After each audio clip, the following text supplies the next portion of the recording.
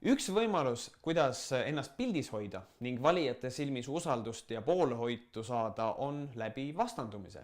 Pideva tõestamise, et meie oleme parimad ja meie oleme võitjad ja et te olete koos võitjatega.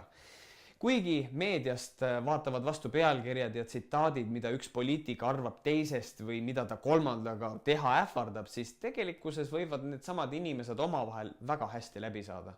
See on lihtsalt üks võimalus, kuidas pildile saada. Teistpidi on kriitika andmine just nimelt opositsiooni ülesanne. Parlament jaguneb kaheks vastavalt sellele, kes parasjagu omavahel koostööd teevad. Koalitsioon on nende erakondade ühendus, kes on kokku leppinud ühtsetes eesmärkides ja valmis tegema koostööd, moodustades näiteks valitsuse ja hääletades parlamendis sarnaselt. Opositsiooni moodustavad seevastu kõik ülejäänud parlamendierakonnad, kelle ülesandeks ongi suhtuda kriitiliselt koalitsiooni ettepanekutesse. Alati ei pea vastanduma, ent seegi on võimalus, kuidas ennast oma valijate jaoks pildis hoida.